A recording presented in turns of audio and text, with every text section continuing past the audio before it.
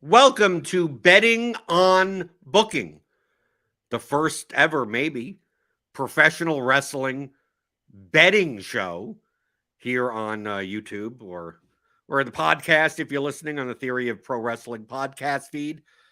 I'm Jordan Cooper, aka Blender Head, Blender HD, and this will be a show for pay-per-views, I guess, and premium live events. I'm sorry, premium live events as well. Uh, You got previewing the card from a sense of the sportsbook lines that are not available in the U.S. markets, but are available offshore. So betonline.ag does have these novelty markets. And just to be clear, they're called novelty markets for a reason. You can't put $10,000 on these things. Maybe you could get $100, but when looking at the betting lines, if we're just approaching it from how do we make money? We would just look at what the lines are and the probabilities associated with that and go, hey, based on what we know of how the company books matches, is it more or less than the implied probability of the betting line? So I brought in John Maselli, Funkonomist, right? Who actually you came up with the concept, right? I mean, literally, you DM'd me and said, it would be fun. You do DFS stuff, you do betting stuff, and you also do wrestling stuff. But why not just combine the two? And I said, that sounds like a dumb idea.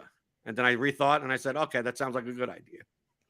Yeah, I think there's plenty of people that take a look at the betting lines and try to make sense of what's going to happen from that perspective. So hey, I mean, perfect person to blend it all together, I think, is the blender head. So yeah.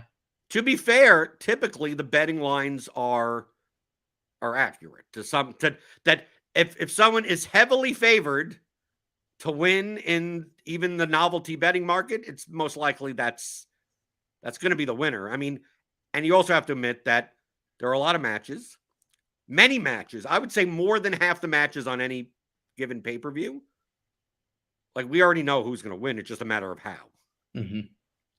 Yeah, that tends to be the most, I would say the most of what we see. I think a lot of times you go into a show knowing probably the end result of most matches. I think maybe we have a little bit of a nuance here where you have these, I think when you get these matches where there's a lot of people involved, like a Money in the Bank ladder match or something like that, maybe there's a little bit more variability in terms of actually understanding what's going to happen. But typically too, you can winnow those pools of 30 wrestlers, say in the Rumble, down to 3 or 4 people who have a realistic chance of winning. So yeah, I concur. I think, there's certainly matches on this card as well where there's wrestlers, I think you pretty much have a sense there's almost no shot that they're going to lose. So yeah, I agree with that. So we're going to take a look, run down the 7 matches on the WWE Money in the Bank 2023 card coming from London. So it's in the afternoon here in the States on the East Coast. And looking through some of these, I mean, we actually, compared to most pay-per-views, I think 3, I would say 3.5 of the matches, I think we could debate, and the others are just kind of inevitabilities. I almost would rather, I know it's a novelty market and they don't take much money on them, to have like the winner and like how they win. Like, do they win by pinfall, submission? Is there going to be interference? Is there like stuff like that? It's not just like minus 10,000 win. Well, we'll talk about those also, but probably just go right by it. But I think there's 3 premier matches on this card, and that's the 2 Money in the Bank ladder matches, as well as the Bloodline Civil War tag match. And let's start with the men's Money in the Bank ladder match. So we have 7 competitors because Logan Paul, for whatever reason, doesn't have to qualify. Right, just shows up and says, people in the back said, yeah, I could just get in. So we have 7 people. We got LA Knight, Logan Paul, Damian Priest, Shinsuke Nakamura, Santos Escobar, Butch, and Ricochet. The lines right now on betonline.ag, LA Knight minus 325 as the favorite. Logan Paul, after that, at plus 125. Damian Priest at plus 200. And then we got Nakamura at plus 2,000. Escobar at plus 2,200. Butch at plus 2,500. And Ricochet at plus 3,000. John, can we just immediately, those last four, just kind of just throw out?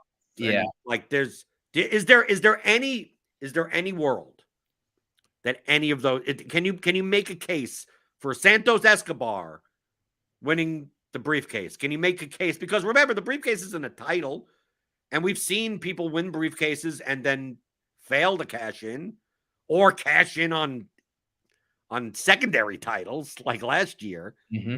Do you think there's, I mean, these are hefty, 20 to 1, 22 to 1, 25 to 1, 30 to 1.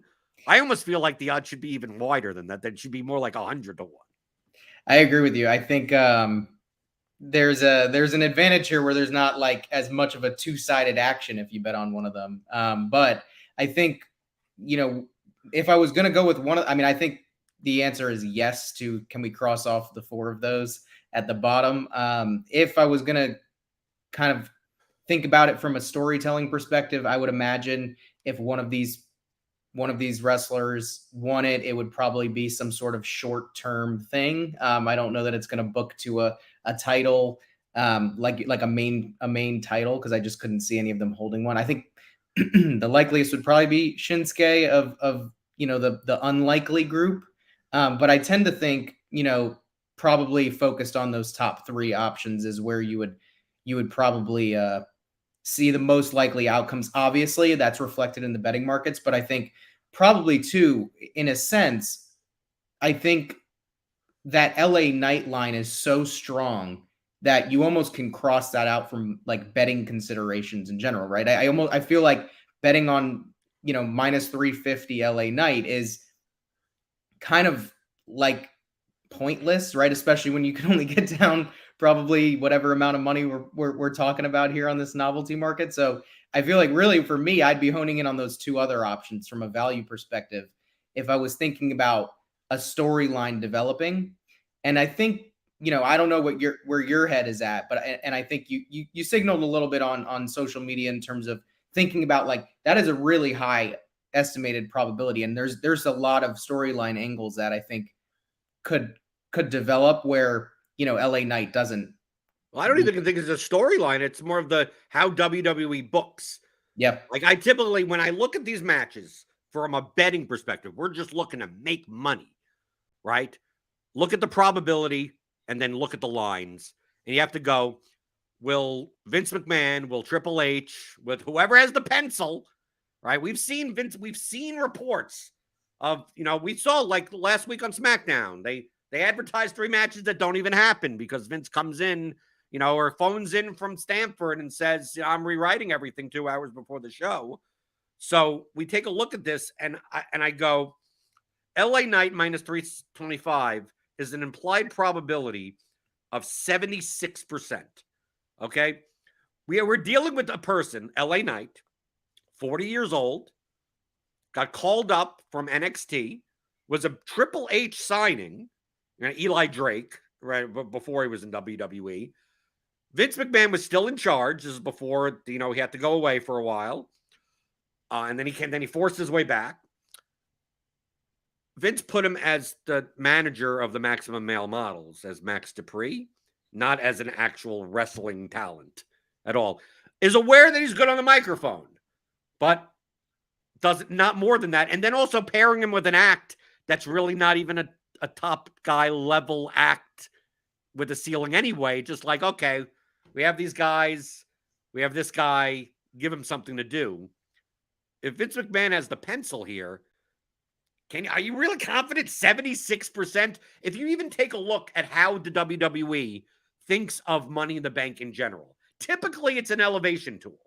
Typically they're giving it to someone that, that needs a push.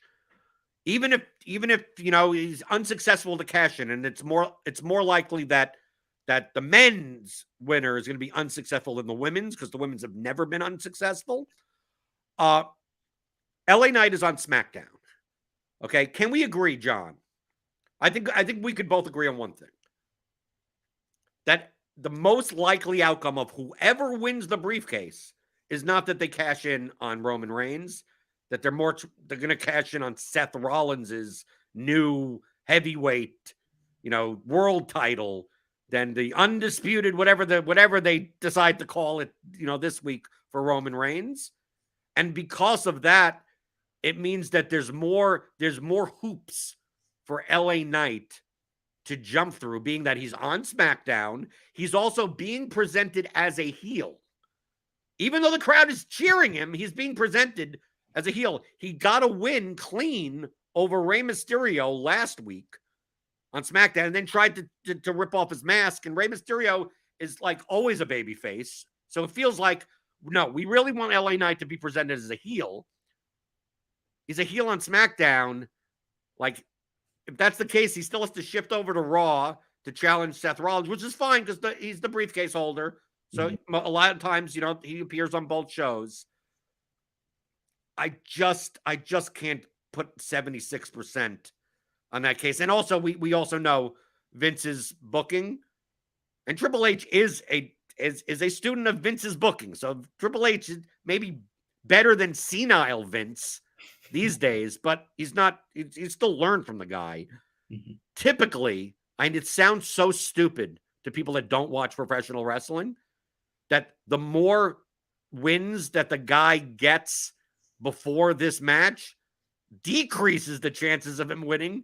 And we've seen people that lose like 7 matches in a row, and they're like, oh, they lost 7 matches in a row. It doesn't matter because he's going to get the briefcase, and that makes up for all of it. We saw that with Austin Theory. We saw that with a lot of people. So I can't pay the minus 325 for LA Knight, even if I think that, oh, maybe he's the more likely winner. I look at Logan Paul at plus 125 and go, they give him this briefcase. He now could go on his all the stuff he does in mainstream press and everything. He's carrying around this briefcase, right? Logan Paul, he's not going to cash in on Roman Reigns. They already had that match. He has a natural rivalry with Seth Rollins, right? They typically want a heel to have it because typically heels cash in, even though they've had, the babyface. I'm not a big fan of the babyface cash in unless they call their shot. They say, I have the briefcase. I call you out for SummerSlam type of thing. So they can really play around with Logan Paul having the briefcase for 6 months. Yep. Right? That seems so much more like a Vince booking. I know LA Knight is a Triple H guy. Do you think that the line really should be this wide between? No. I almost feel like Logan Paul should be the minus 125 favorite. Yeah, and LA Knight is more like plus 150 here. Yeah, I'm kind of surprised that Logan Paul didn't come in as the favorite, honestly, in the betting markets as well.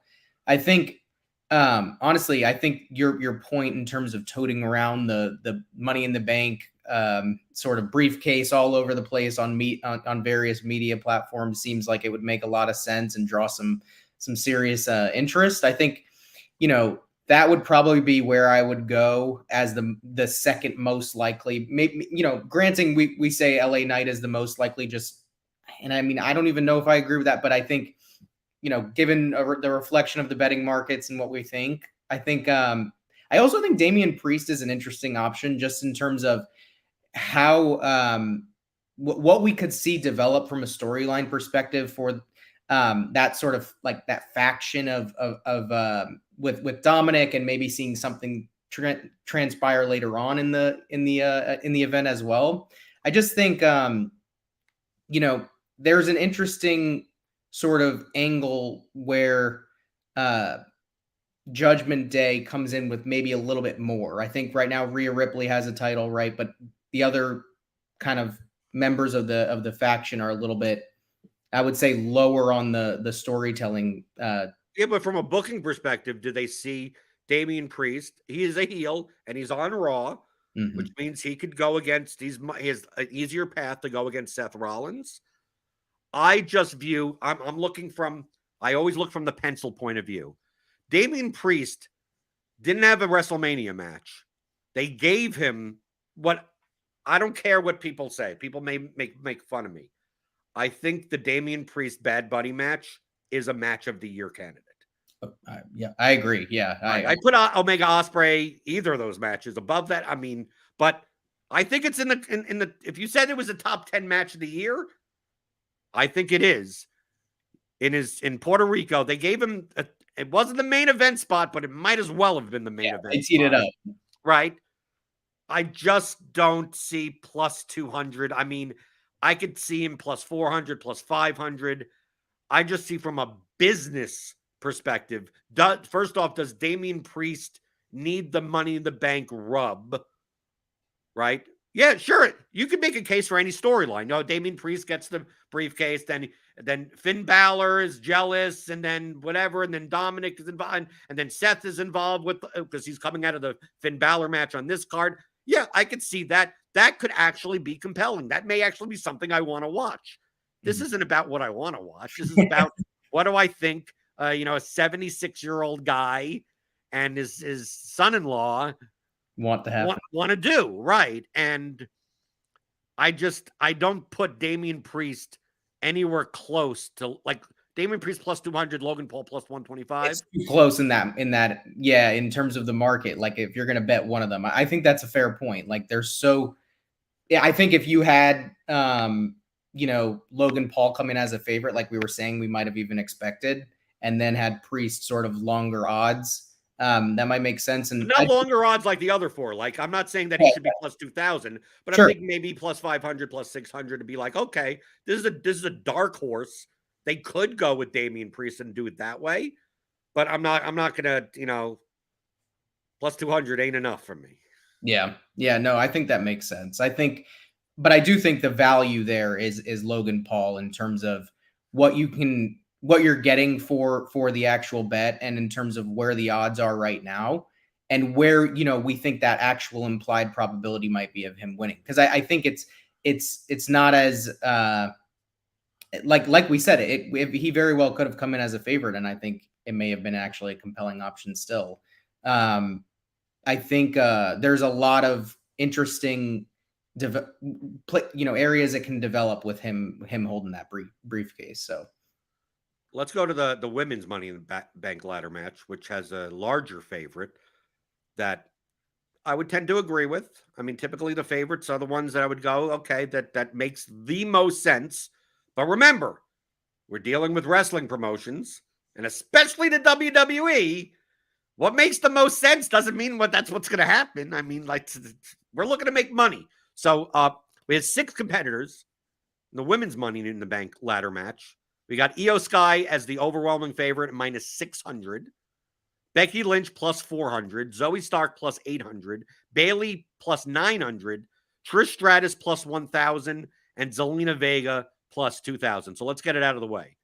I think there's more. There are more potential people that could win this than in the men's match, but I still would throw Zelina Vega out at plus 2,000. That even at 20 to 1, you'd give me 100 to 1, and I may still not bet it at 100 to 1. But the interesting part about this match is that the 5 remaining competitors, 2 have a story against each other, and 3 have a story against each. Like, it feels like there's 2 stories in this match. There's Io Sky and Bayley, and then you have Becky Lynch, and then Trish and Zoe are a team. And from an elevation standpoint, especially the women's Money in the Bank ladder match, like Carmella won the first one and kept it for a long time. Ever since then, like these women, like once they get the briefcase, they get the shakes, and they want to cash in as quickly as possible. So I think that you have to weigh that in your mind. Io Sky makes the most sense, right? She's on SmackDown.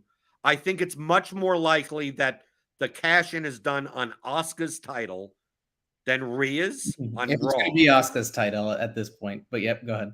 Right. So it makes I would want to see Io versus Asuka, right? Becky Lynch, Zoe Stark, Trish Stratus. We know, quote unquote, the SummerSlam match is Becky Lynch versus Trish Stratus. Mm-hmm. Like that has always been the plan for months and months and months and months. I'm going to make the case that as opposed to the men's Money in the Bank ladder match, in the history of the women's one, there's been so much contrived garbage historically with who knows who's going to win, who knows how they cash in, maybe make no sense, right? Who they cash it on may make no sense.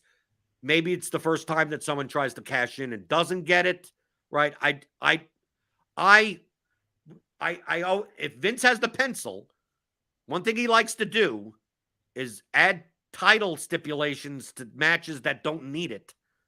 We typically don't see non-title based storylines in the women's division.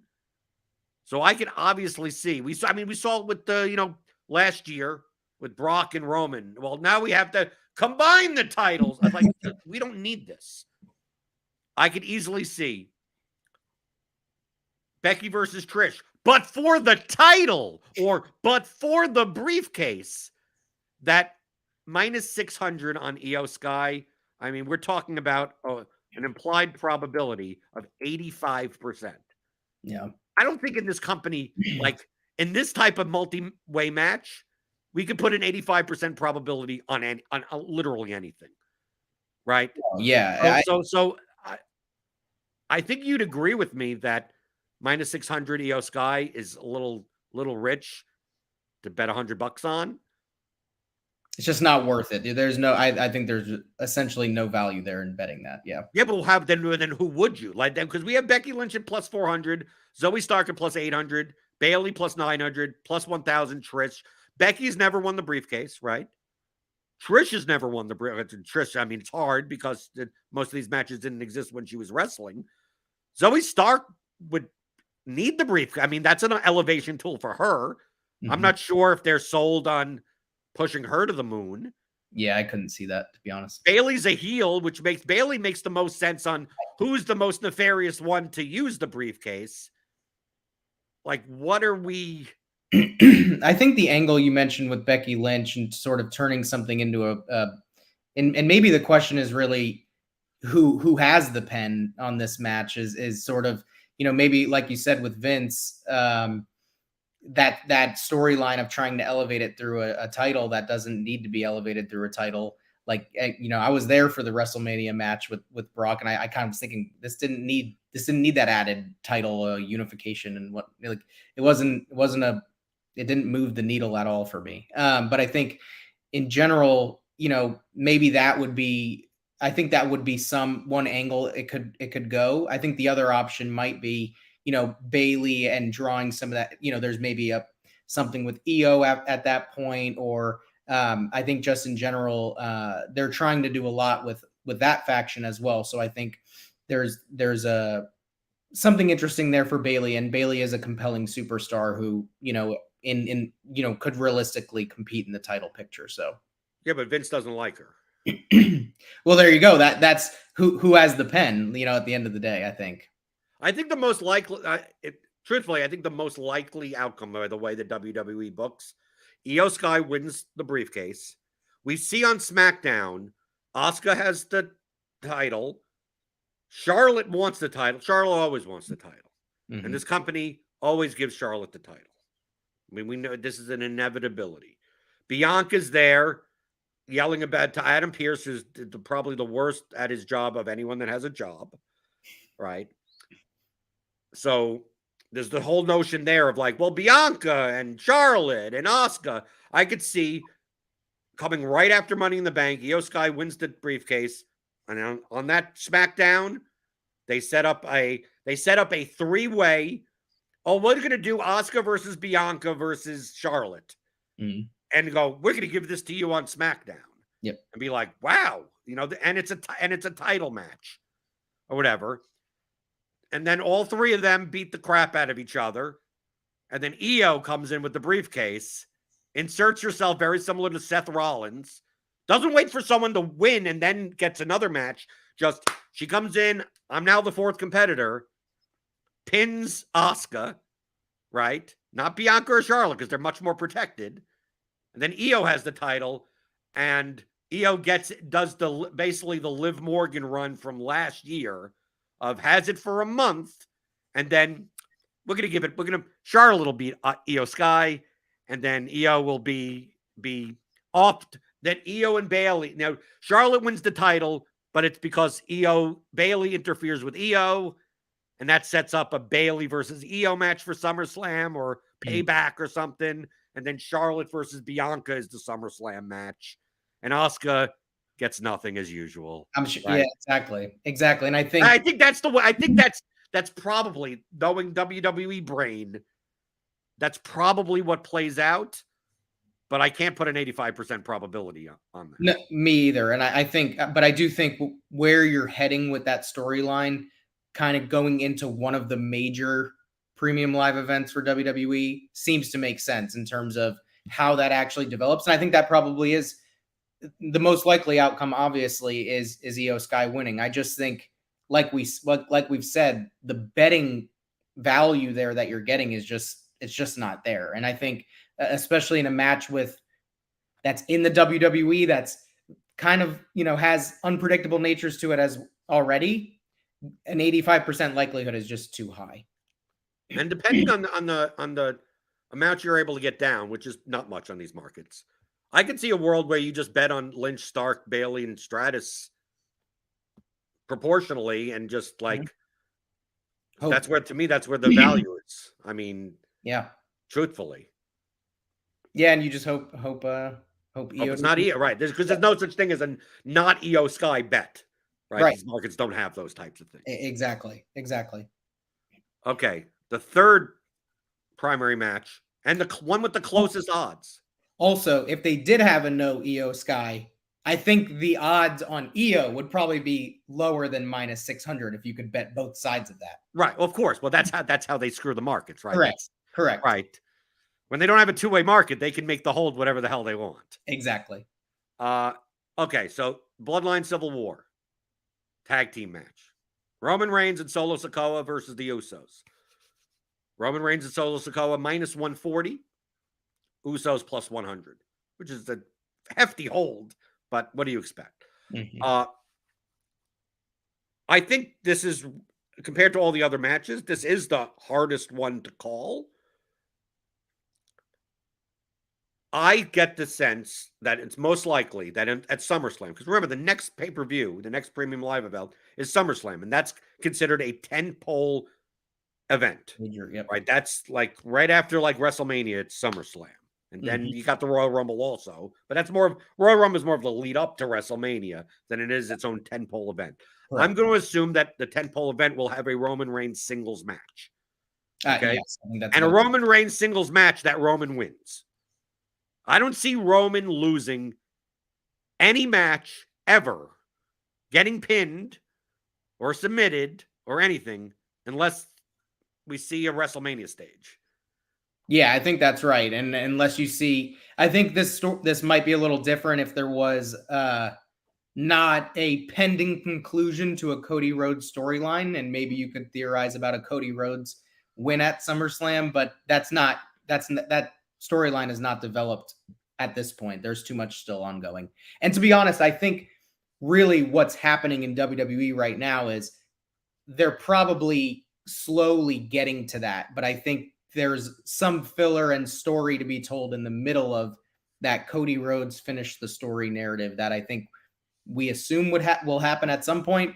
But I think right now I think they're throwing other storylines along, and this Bloodline storyline is an interesting one where I think we're gonna set something up probably for SummerSlam. So do you think that what they're setting up is a singles match, titles match, Roman Reigns versus main event Jey Uso?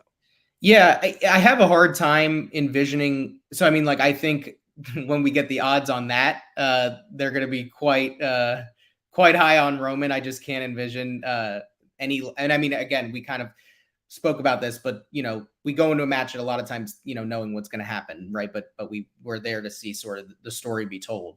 I think this is a story they're trying to tell, and I think we will get to that. Now, to be honest, I think the reason, as you said, sort of the lines are so close on this, and I think really you could see it go either way, is you can get to that storyline with either team winning here. I think you could realistically see, because it's a tag team, right? Neither of those two have to be pinned or submitted, regardless of who wins. So, Right. Well, Roman doesn't. I mean, I don't. Solo isn't as protected, so he's at least there. That if that side wins, Solo could take the pin. I just view this as if they're using this as a vehicle towards a SummerSlam Roman versus Jay match, and Roman is going to win that match. You kind of want to make the Usos as credible as possible, so that they're not losing two matches in a row. That it's not. You could obviously get to that story by Roman and Solo winning by nefarious methods, and they beat the crap out of them. And the Usos want revenge. And Jimmy got so hurt in this match that he can't even compete. And Jay's like, I'm standing up to you. Me and you for the title. And that he loses, right? I think at that point, where do the Usos go from there? Because now it diminishes the Usos from the story. It makes them much less credible. And the way that WWE and a lot of promotions book is, someone loses but gets their win back. But as long as Roman doesn't get pinned and he doesn't have to win this match, you can make the Usos look credible. Like maybe Jay does beat Roman for the title. He's not, but I'm just saying they want to give you the illusion that no, the Usos, and obviously I think this headlines. You allow, in London, everyone goes nuts. The Usos win, right? They pin their brother, and it creates more conflict because Solo's their younger brother. Right? So it's like, well, we're going to beat you, and then there's something there, and then it sets up the Roman Jay match. So at least when they go into that, it's not having, Jay Uso lose twice in a row. That the way that wrestling promotions book, I can see both outcomes. They beat the crap, they get a DQ, they something like that. I just think it's more likely that Vince and Triple H are thinking more of the fact of, well, Roman could lose the match, but no one cares as long as he's not pinned, right? They'll have some type of shenanigans that maybe even Roman could blame Solo for some stuff. That's my thought. They go, maybe Solo is going to side with Jay in that match, and they create even more intrigue. And then Roman wins anyway, right? Because we're at with this. This is the past 3 years are basically Roman wins LOL, like John Cena wins LOL. So to me, the line's close, like plus 100. I mean, I think if I'm taking it, if you tell me it's a coin flip, betting odds, I take the Usos. Yeah, I think of those stories you just told I think that those are accurate, probably reflections of where they're going in the lead up to SummerSlam. One of those two, right? Where there's sort of this pin of Solo, there's some developing story on that, and then we get the Jay versus Roman SummerSlam match, which I think in all reality, right, what else are they going to do for Roman at SummerSlam at this point, right? I mean, I have a hard time seeing no singles match. They throw an opponent together. I mean, Roman versus someone else. I mean, it's going to be. I just think with the way the storylines developed at this point, it's so hard to go anywhere else, right? You're not going to be able to throw Cody Rhodes in because we assume Cody and Brock are going to finish their thing at SummerSlam. Those would probably be the two most likely people. I just think the story of the Usos winning, maybe again creating that illusion of something like, we go into the SummerSlam match and maybe there is something there, and maybe this is the person who unseats Roman Reigns. Now, do we think that's going to happen? It's not going to be. It's not going to happen. But John, there are some people out there that go, this is ending with Jay taking Roman's titles, and I'm like, no. Like, no. I know business too well that they don't view Jay Uso as the face of the company, and with Roman having the title for 1,000+ days, whoever beats him is going to be like, that's the guy. Yes, correct. And I like the Usos. I have nothing, dude. I would love. It makes so much more sense with how the story played out from 3 years ago that Jey Uso is the one to win the title. But that's not how billion-dollar companies book, right? Right. So, like, we all know, it's like it ain't going to be just a matter of how he gets screwed, right? That's really what it comes down to. So, like, that's why when you put that in the mirror, That's why you look at Money in the Bank match like this and go, well, if we know that they're going to do that 99% of the time, and we know that 99% of the time Roman ain't losing till WrestleMania, and probably not to anyone other than Cody Rhodes. Like, what's the purpose of Roman and Solo winning this match? Like, it doesn't really do anything for them unless they win in a way that generates a ton of heat. Yeah. And I think they already have enough heat as it is that giving the Usos a win makes it seem like they have a shot the next time out. In my head, because in my view, like, regardless of who wins, we develop a similar story. I think if you are going to bet on it, the Usos is the right bet. I just question if the sort of probabilities are so close to 50-50 already that, like, because the best implied probability you're going to get is 50% on either side, you just avoid it altogether. But we got to make money somehow. I mean, most of these odds are so ridiculous that you'd never bet on them anyway. Well, that's why you can put $50 down and win $50 on the Usos and have some fun watching Money in the Bank. I think I'd rather do that than say that, oh, I'm going to put $10 on Zelina Vega to win the Money in the Bank match. I mean, that's just throwing your money away. Well, you could go with your non EO Sky bet. There you go. Well, I can't get that bet. No, you go with the 4. I'll go all the way down and see. Yeah, okay. yeah. You can see the half a match that I mentioned before as like the most interesting thing that I'm pretty sure who's going to win, but there's some doubt. And it truthfully, it's the next, closest, if you want to say closest spread match is the Cody Rhodes versus Dominic Mysterio. Mm-hmm. Cody Rhodes minus 800, Dominic Mysterio plus 450. Yep. What a hold on that. Of course, these markets have ridiculous holds. Minus 800 is 88% chance of winning. I think Cody Rhodes has a higher than 88% chance of winning, personally. So minus 800 is the value side. But, I mean, reports are, I don't know how substantiated they are, that Brock Lesnar will be at Money in the Bank. Yeah. And it's quite obvious, just like with Becky and Trish, that the SummerSlam match is going to be some type of stipulation match between Cody and Brock. And a way to get to that could be that Brock comes, interferes here. The question is, does that lead to a Dom win? And I think the way that WWE, Vince McMahon, Triple H think is that Dominic already has enough heat. Dude, you don't need any more heat on Dominic Mysterio. The story's not going to be going there. Right. It doesn't generate toward anything of Dominic winning. I think a lot of people assume because we assume Brock is going to show up, do something that leads to the SummerSlam match, that means Cody's going to lose. I don't know that I agree with that assumption. I think. And do you want, and the way that they think is that, do you want to see a visual Cody loss going into the rubber match against Brock Lesnar? I think it's perfectly fine to do. Like, as an audience member, like, I don't think anything less of Cody if Brock comes in, destroys him, and Dominic wins. I don't. But I know that they, from their old school thinking, think like, well, we don't want to have Cody beat. So maybe Brock comes in, tries to interfere, and then Cody fights him off and then still beats Dominic Mysterio, and it makes him look all triumphant. And then Dominic could go off and do something else at that point. And then Cody and Brock go. So like I know I get, there are a lot of people I see on Twitter, on a wrestling podcast going Dominic Mysterio has a chance. And that's why I put it as half a match of like, no, plus 450. If you want to bet on Dominic, I just think plus 450 is, you'd have to give me plus 1,500, plus 2,000, whatever. I still think it's, even though it's minus 800, I actually think the value is on the Cody Rhodes side. Well, that's what differentiates this show from a prediction, just a general prediction show, right? Because we could throw out the maybe Dom wins and maybe it's more likely than what we think, but I don't know that it's more likely than the implied probability on the betting markets. And I think they've already sort of baked in that possibility.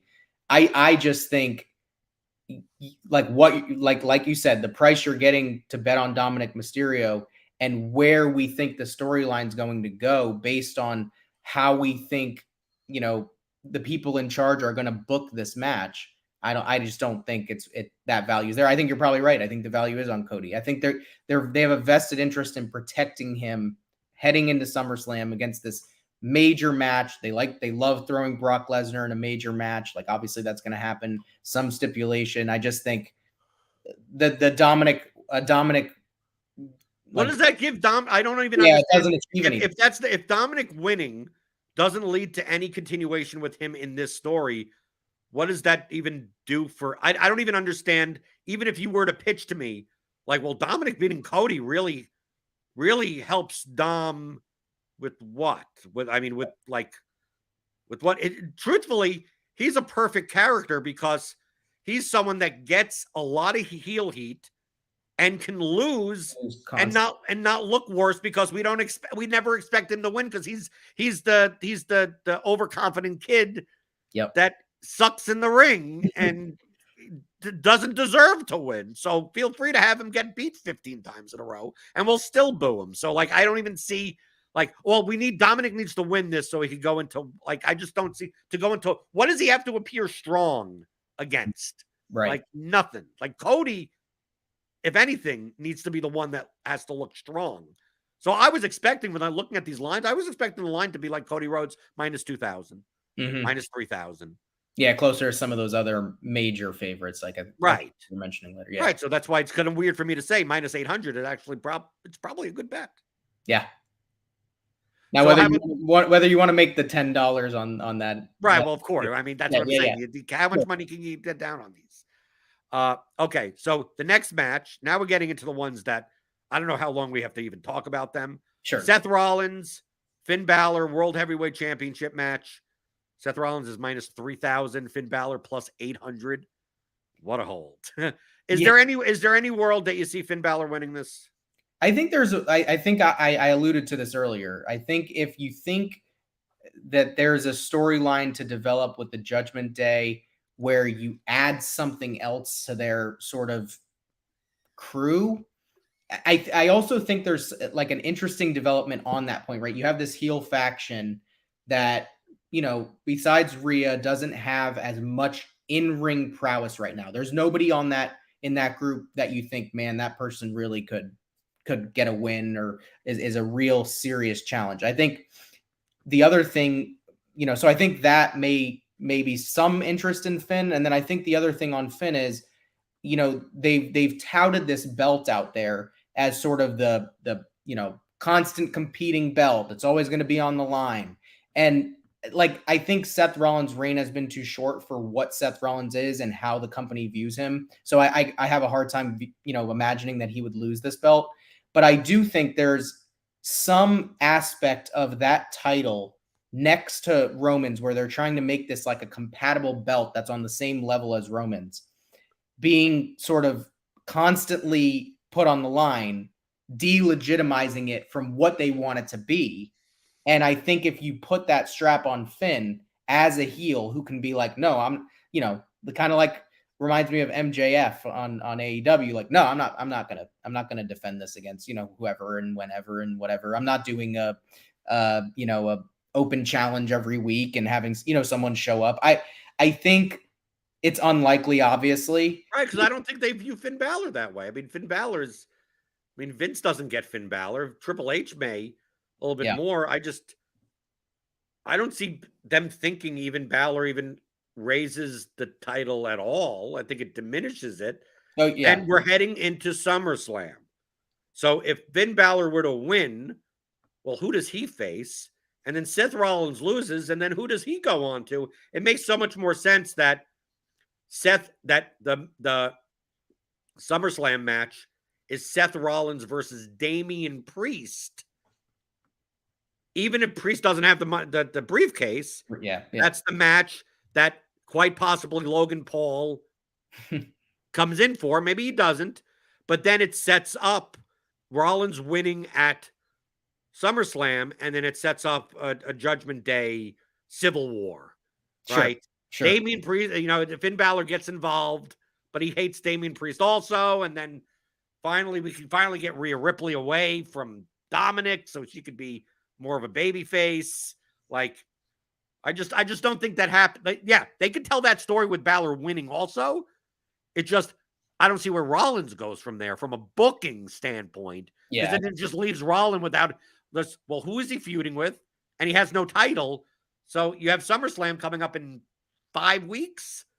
Like, how does Rollins get on the card? Because he's obviously over as fuck. Yeah, he's going to be on the card. Yeah. So Right. imagining a way he gets on would be difficult. I mean, unless he invoked some sort of rematch or something like that. But I think where I'm thinking about that, I think obviously it's unlikely. But in terms of these few matches where it's like almost makes no sense to even bet on, that would be the one where I would maybe consider it just for the entertainment, maybe, and also I don't know that it's necessarily a good value at I think you said plus 800.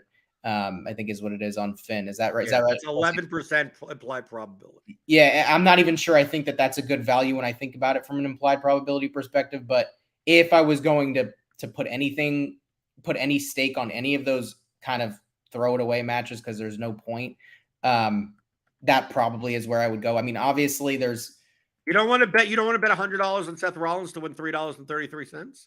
I don't know. That wouldn't. I don't know if that'd get me up. You get a Starbucks, you get a coffee. You get a coffee with that. It's got to at least cover the price of the subscription for the streaming service. I think. Right. It doesn't even cover Peacock. Right. No, that wouldn't even get you enough for that.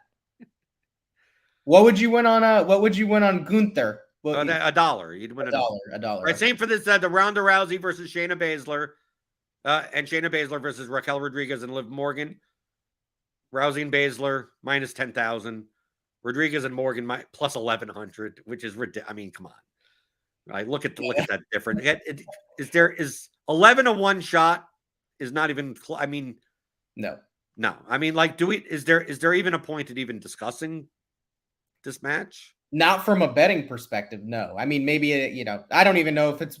Yeah, no, I don't think so. I think this match gets like 6 minutes, and yeah, it's fairly inevitable, and that's it. I think we got the other one that's very similar is Gunther defending his Intercontinental Championship at minus 10,000 odds against Matt Riddle plus 1,100. I think it's obvious that Gunther will not lose the title until he beats the Honky Tonk Man's record for Intercontinental title. So this is going to be through SummerSlam.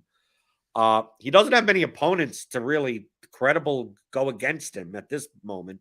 No. I think if there was a bet on this match and you gave me good enough odds, I wouldn't be shocked if you gave me like maybe 15 to 1, maybe on a bet of Randy Orton showing up. I was going to say that. Yep. I'm not saying that Riddle wins. Sure. But I think this could be a vehicle. It's SummerSlam. It's a 10-pole event. I don't know where Matt Riddle goes from here, right? Gunther really has no challengers. They want him to keep the title. They're going to have him keep the title for a long time. So similar to how Roman Reigns is in this tag match. So it's, no title match, whatever. I could see this leading to an RK Bro reunion against Imperium at SummerSlam. Mm-hmm. And from what I could gather, like no one has really any definitive knowledge on Randy Orton's status. Yeah. But from what I've seen is that he's working his way. He's not retired. Like a year ago, we were like, maybe he never gets in the ring again. Mm-hmm. From all intents and purposes, from what I've seen through the dirt sheets, right, is that we should expect to see him at some point. I'm not saying he's going to come in and do an RKO or anything like that, but hey, it may be that Gunther beats Riddle straight up and we see Randy Orton on Raw the next night or something like that, but before SummerSlam. But I think when you see from a booking perspective, Gunther beats Riddle, and then what happens? Heading into one of their biggest pay-per-views of the year, you put Gunther and Vinci or whoever the not injured one against Riddle and Orton. I mean, that all of a sudden it's like, oh, this is a great SummerSlam card. You put Roman and Jay, Cody versus Brock, right? Seth versus Damian Priest, right? You have the Io Sky versus Charlotte Flair match type of thing. Like next thing you know, it's like, oh, this is a really good card. Yeah. So like that would be to me like you want your $100 bet on Gunther is to get you $1 profit. Have fun with that. And but if you gave me 15-1 on Orton returns, I think that would, to me, that may be a fair value. I think that would be interesting. I think, I think with Riddle, there's probably something to develop there, in terms of, right, he's not on the level of some of the other people that Gunther's just come in and squashed, right? Like I think, like what was it, Mustafa Ali, that match where it just All right, yeah, that was a little bit. Riddle has much more equity exactly than those guys, but Riddle, especially with his drug suspensions, you have to understand that this office, right, the people with the pencils, we look at the past, like you do stuff like that, they basically say you're going to come back and you're going to eat shit for a while. Mm-hmm. So like that's why like plus 1100 is horrible. I don't see Matt Riddle being booked well the next 6 months at all, but being with Randy Orton as RK Bro, obviously we know WWE sees a lot of equity in Randy Orton. So as long as Orton's with Riddle, Riddle could be in that type of feud with Imperium, and then on to whatever they go on next. They don't have to beat Orton, right? So Riddle's there to take all these pins to get the heat, and then Orton can save the day. Orton has one of the best hot tags in all of wrestling we've seen over the past 2 years. Truthfully, RK Bro is way more compelling than Matt Riddle on his own. It is. Yep, it is a lot more compelling. Yeah, and I think it adds value to the tag division just in general. So yeah, but there's no bet on that. So no, there's not. Right, unless you're in the comments. If anyone wants to take, you make the price on Randy Orton returns at Money in the Bank, and let's see what do you think? Right, obviously hit the thumbs up button. Right, hit the subscribe button. Right. We'll do that. John, this is interesting. I mean, we have SummerSlam coming up August 5th. Maybe we'll do this again. Yeah. SummerSlam. I'm all curious. in, AEW, all out. I mean, like, this is when the novelty betting lines kind of come out. And I think it's so much interesting to talk about this, not in the sense of what we want to happen. Yeah. Not even is what's the most probable thing to happen, because maybe the most probable thing to happen, the betting line is just too wide and there's no value in even. Like, yeah, it's the most probable, but is it an 88% likelihood of happening? It's like, I don't think so. So I did the parlay. If we did a parlay and they were able to accept a $100 parlay on everything that we talked about. So we're talking about, to go through it, talking about the Logan Paul plus 125, Cody Rhodes minus 800, the Usos plus 100, Becky Lynch plus 400, and feel free to substitute that with one of the other ones. Gunther minus 10,000, Ronda and Shayna minus 10,000, and Cody Rhodes and Seth Rollins at minus 3,000. $100 bet would be plus 2568. So basically, you're getting 25-1 on that $100 parlay. And if you did all the favorites. So, like, if you put in, like, LA Knight, and you put in Roman and Solo, and you put in Io Sky to make it all favorites, $100, right, you'd win $110. That'll cover the Peacock subscription. Right, so you double your money if you did all the favorites. And also, if you get a sports book like Bet Online, that would even take a 7-leg $100 parlay on a novelty market. Right. There's no affiliate links. There's no nothing. I'm just using it because it's I think maybe Bet365 may have a novelty market on this, but this is the only one that, we're using for the purposes of this show. Obviously, it's an offshore book.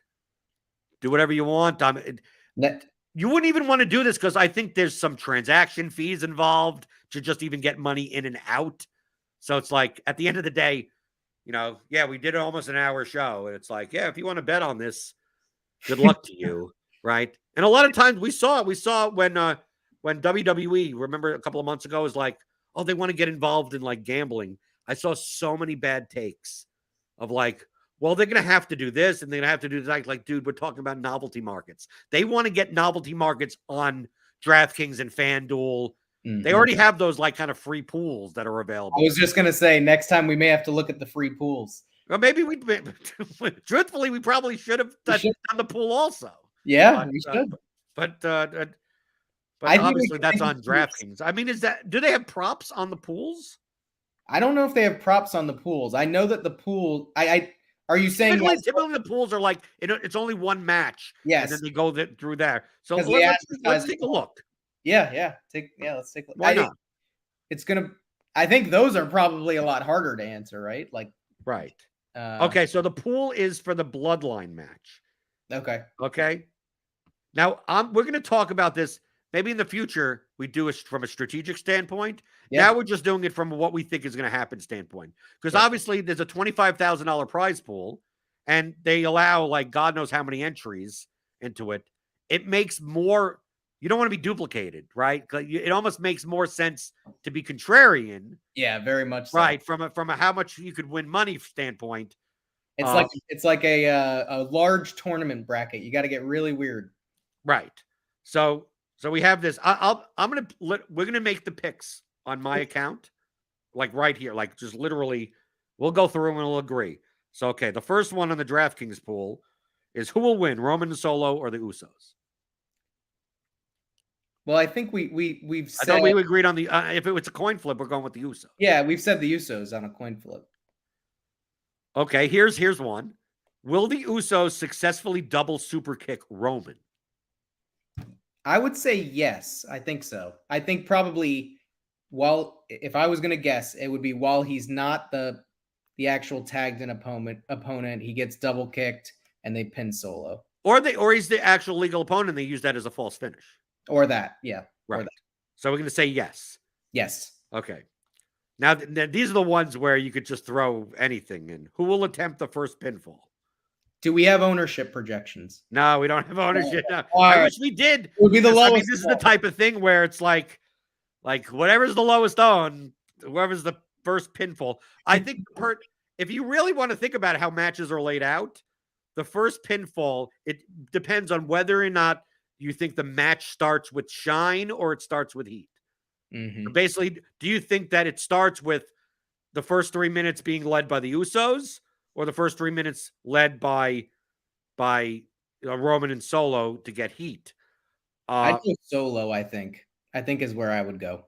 Solo will attempt the first pinfall. I think so. Okay, I'm gonna for me.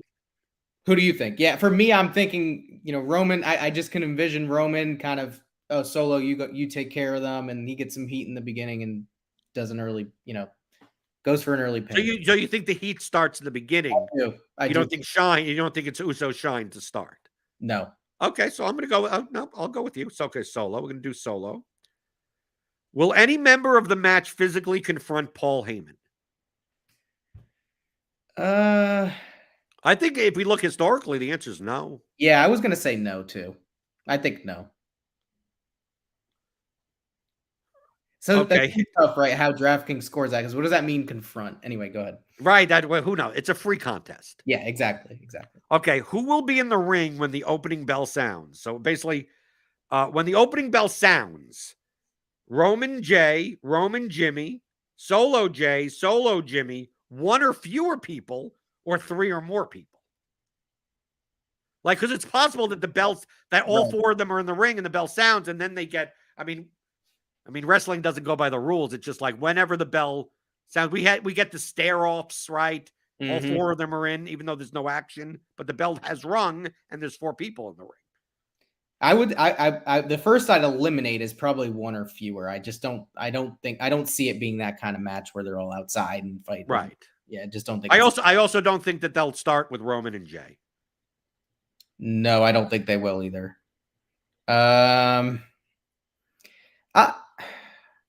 I think probably I'd either go Solo and Jay or three or more, but I'm going to probably go Solo and Jay. Yeah, that's what I was just going to say. Like, if I had to choose between, I think Solo and Jay. That makes the most sense from how they would lay out the match. Yeah. Okay.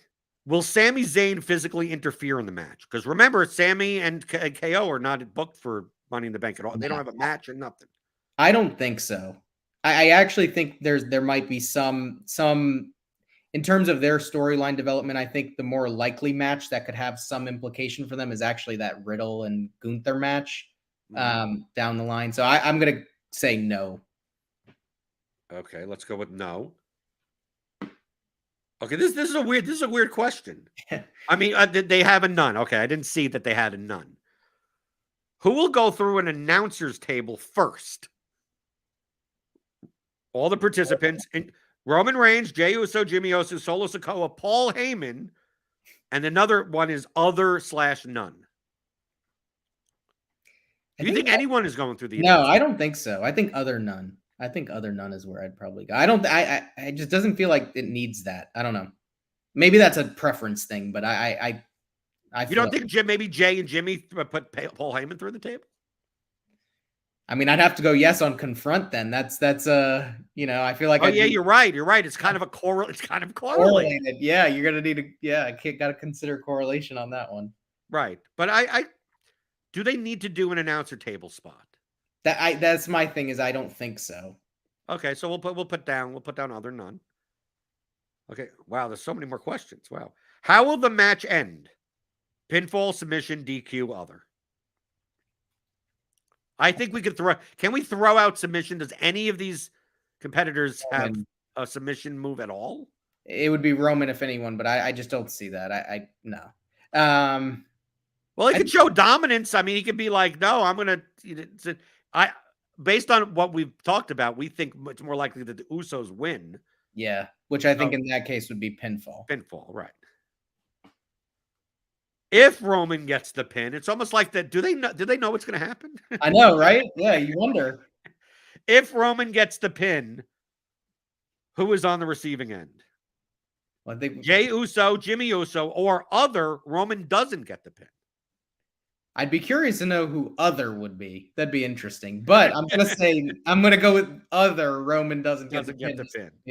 Again, correlated plays here. Right.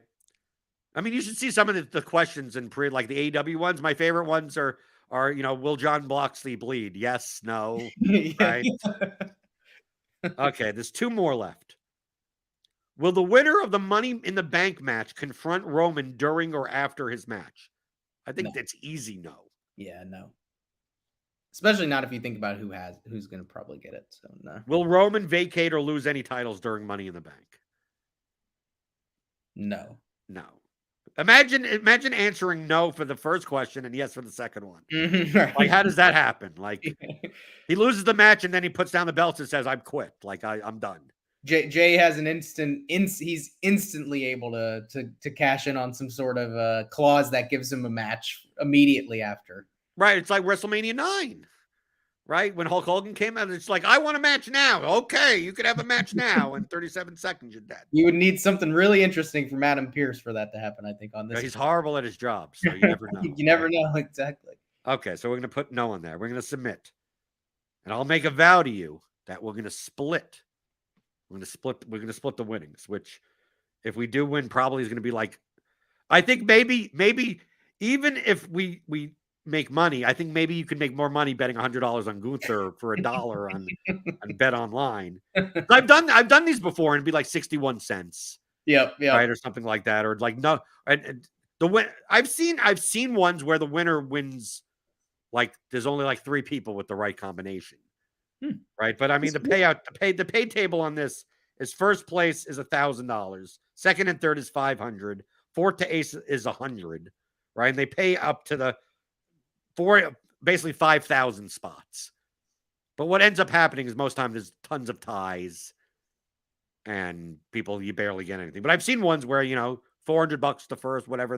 It's a 3-way, 4-way split. Yeah. So maybe we're good. Maybe it's because of the, we got the right combination when the bell rang. So John, people can find you Funko-nomist. Yes, they can. They can find me there. I post some of my writing and hopefully get some more WWE content on there as well. Maybe some AEW content will sprinkle in, and definitely subscribe to the channel, y'all. There's really good content here. I think what Blender's building here for wrestling is really neat. So yeah. We only got people looking and go, oh, you only have 28 subscribers. Yeah, we just started. Right. So support the small channels. Hit the thumbs up button. Hit the subscribe button if you enjoy this type of stuff, the storytelling based stuff. Hearing my wife's casual fan takes, right? Casual. I don't know if you listen to that, but once you listen to it, you go, oh no, my wife isn't a casual fan. Correct. Like isn't a casual fan. She just views herself as a casual fan. It's like no, you pay attention to this way too much. But the thing is, she's already learned, like in a year and a half, 2 years. It's like, oh yeah, they're not going to like that. She could already look and go, well, they're not. This guy's not going to win because of this, and then obviously this guy's going to run in because of that. And it's like, okay, it's like. So it sounds like you may need to consult her on your parlay and for the next one since she's got right. No, yes, you're right. I need to get her. Right. I need to consult and go. Well, she doesn't watch WWE as much, so. Well, on the AEW pay-per-view, we'll pull up a sidebar and it'll be the casual fan parlay. There you go. Right. Or we'll do the like what they do on like ESPN. We'll have all our picks, like my picks, your picks, my wife's picks, and stuff like that. And there you go. And just like with ESPN, typically most of the time they're wrong. Right. Yeah. There you go. Don't feel bad about it. Okay. So thanks to John Maselli, Funkonomist. Right. If it's easy. Right. You can follow me on Twitter at BlenderHD and subscribe to the channel. Hit that thumbs up button. If you like this type of things, I'll have another Theory of Pro Wrestling episode with John Alba soon. Another My Wife, the Casual Fan episode. Appreciate all the support. And we'll see you for another version of it. You're back. SummerSlam. We'll do the 2 or 3 days before SummerSlam. We'll do this again. Perfect. Sounds good. Okay. Awesome. So that's been betting on booking here on the Theory of Pro Wrestling.